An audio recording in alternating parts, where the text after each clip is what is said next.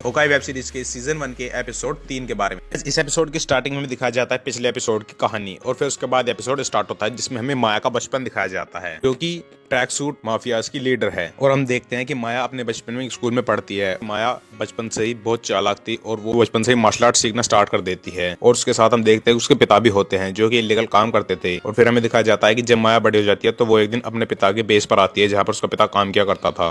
और वहाँ पहुंचकर माया को दिखाई देता है रोनिन जो कि उसके पिता और उनके साथियों को मार रहा होता है जिसे वो छुपकर देख रही होती है। और हमें पता चलता है कि ट्रैक सूट माफिया के हेड उसके पिता ही थे और उन्हें क्लिंट बार्टन यानी कि रोनिन ने मार दिया था। और फिर उसके बाद हमें प्रेजेंट डे का सीन दिखाया जाता है जहाँ पर ट्रैक सूट माफिया ने होकाई और केट को दोनों को वहाँ पर पकड़ के रखा है। फिर वहाँ पर आती है माया और वो उनसे कुछ पूछताछ करती है और वो उनसे रोनिन के बारे में पूछती है जिसके बाद क्लिंट उससे कहता है कि रोनिन मर गया है, उसे ब्लैक विडो ने मारा है। तो माया उस पर विश्वास नहीं करती है और वो कहते हैं कि ये झूठ बोल रहा है। जिसके बाद देखते हैं कि अब होकाई वहाँ से छूट जाता है और फिर उसके और माया के बीच में वहाँ पर फाइट दिखाई जाती है जिसके बाद वो केट बिशप को बचाकर वहाँ से बाहर निकल जाता है। लेकिन जब क्लिंट वहाँ से निकल रहा होता है तो उसके कान की मशीन टूट जाती है जिससे उसे सुनाई देता था, इसलिए अब उसे कम सुनाई देने लगा था। उसके बाद हम देखते हैं क्लिंट बार्टन और केट बिशप दोनों कार में बैठकर भाग जाते हैं। और फिर हम देखते हैं कि केट बिशप अब सारे ट्रिकरों का इस्तेमाल करती है क्योंकि उनका पीछा माया और उसके लोग कर रहे होते हैं, यानी कि ट्रैक सूट माफिया उसका पीछा कर रहे होते हैं, इसलिए उनसे बचने के लिए उन ट्रिकरोज का इस्तेमाल करते हैं। और उसके बाद क्लिंट बार्टन एक तीर निकालता है जो कि एक नॉर्मल तीर होता है जिसके बाद वो उसे गेट को देता है ताकि वो के ऊपर उसे चला सके। उसके बाद क्लिंट बार्टन भी एक पिम पार्टिकल्स का तीर चलाता है,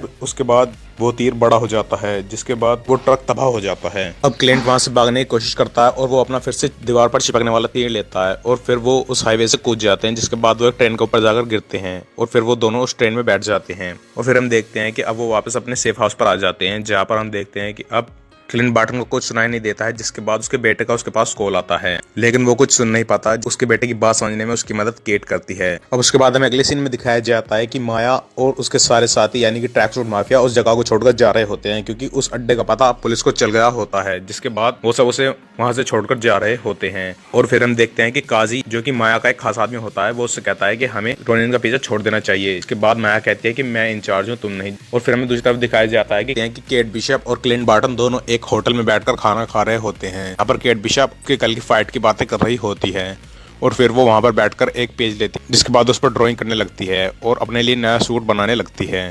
जिसके बाद केट वहां पर सुपर हीरो बनने की बात करती है और होकाई यानी कि क्लिंट बार्टन से कहता है कि सुपर हीरो बनने के लिए और लोगों की जान बचाने के लिए, लोगों का भला करने के लिए हमें बहुत सी चीजें खोनी पड़ती हैं जो कि हमेशा के लिए खो जाती हैं। और फिर उसके बाद केट उससे कहती है कि ट्रैक सूट माफिया अब हम दोनों को नहीं छोड़ेंगे। जिसके बाद वहां पर वेटर बिल लेकर आता है और उसके बाद केट बिशप क्लिंट बार्टन से कहते हैं कि तुम इस बिल को पे कर दो क्योंकि मेरे सारे कार्ड्स ब्लॉक हैं। जिसके बाद होकाई उससे कहता है कि हमें इस डॉग का कुछ नाम रखना चाहिए। जिसके बाद केट बिशप उसके नए नए नाम सोचती है जिसके बाद वो उसे पिज्जा डॉग का नाम देती है। उसके बाद हम देखते हैं कि केट बिशप और क्लिंट बार्टन दोनों रास्ते पर जा रहे होते हैं। जिसके बाद केट बिशप उससे बातें कर रही होती है और वो उनसे ट्रैक सूट माफिया के बारे में पूछ रही होती है। और फिर क्लिंट बार्टन से बताता है कि ट्रैक सूट माफिया पहले छोटी गैंग हुआ करती थी, उसके बाद वो बड़ी गैंग बन गई। जिसके बाद क्लिंट बार्टन से बताता है कि वो जो माया के साथ खास आदमी है उसका नाम काजी है और ये लोग बहुत ही उल्टे सीधे धंधे करते हैं। और फिर क्लिंट बार्टन से कहता है कि जो भी इनका बॉस है वो अपना कारोबार बढ़ाने के लिए कुछ भी कर सकता है। जिसके बाद केट बिशप उससे कहती है कि इनका बॉस तो माया है, लेकिन क्लिंट बार्टन कहता है कि नहीं, माया से ऊपर भी कोई है जो कि इनका हेड है। और फिर क्लिंट बार्टन से बताता है कि रोनिन ने उनके सप्लायर्स को खत्म कर दिया था और उनके खास आदमियों को भी खत्म कर दिया था। अब उसके बाद केट बिशप और होकाई दोनों के दोनों एक टैक्सी में बैठे होते हैं और वो केट से पूछता है कि क्या ट्रैक सूट माफिया उस ऑक्शन में कुछ और भी लेने के लिए आए थे। जिसके बाद केट उसे बताती है कि मेरा ध्यान तो सिर्फ अरमान और जैक पे था। जिसके बाद होकाई उसे कहता है कि एवेंजर्स की चीज को बेचना मुझे बहुत गलत लगता है। और फिर वो उससे पूछता है कि क्या तुम्हें ऐसा लगता है कि जैक इस सबसे किसी तरह से कनेक्ट है। केट उससे कहती है कि हाँ, मुझे ऐसा लगता है क्योंकि जैक उस दिन उस ऑक्शन में भी था और फिर कल रात उसने मुझे बटर स्कॉच कैंडी भी दी थी। जिसके बाद होकाई से कहता है कि बटर स्कॉच देना कोई क्राइम नहीं है। जिसके बाद से कहता है कि हमारे पास जैक के खिलाफ कोई भी सबूत नहीं है। जिसके बाद केट कहती है कि हाँ। जिसके बाद उससे कहती है कि हमें सबूत ढूंढने के लिए मेरी माँ के यानी कि एलेनोर बिशप के पेंट हाउस में घुसना होगा क्योंकि वहां पर बिशप सिक्योरिटी का बहुत ही बड़ा डेटाबेस है। फिर हम देखते हैं कि क्लिंट बार्टन और केट बिशप दोनों के दोनों एलेनोर बिशप के पेंट हाउस में पहुंच जाते हैं जहां पर जाकर केट बिशप उसके कंप्यूटर में लॉगिन करती है और वो वहां पर काजी की इन्फॉर्मेशन निकालती है। जिसके बाद उसे वहां पर स्लोन लिमिटेड नाम की कंपनी के बारे में पता चलता है। जिसके बाद केट बिशप उस कंप्यूटर से जैक की इन्फॉर्मेशन ली होती है, लेकिन तभी वो हार्डवेयर उससे ऑथेंटिकेशन मांगता है और उसके बाद उसके अकाउंट को ब्लॉक कर दिया जाता है और उसे जैक की इन्फॉर्मेशन नहीं मिल पाती। और फिर हम देखते हैं कि क्लिंट बार्टन उसके घर में घूम रहा होता है और तभी वहां पर जैक आ जाता है और वो उसके गले पर तलवार रख देता है और उससे कहता है कि हिलना मत। जिसके बाद एपिसोड यहीं पर खत्म हो जाता है।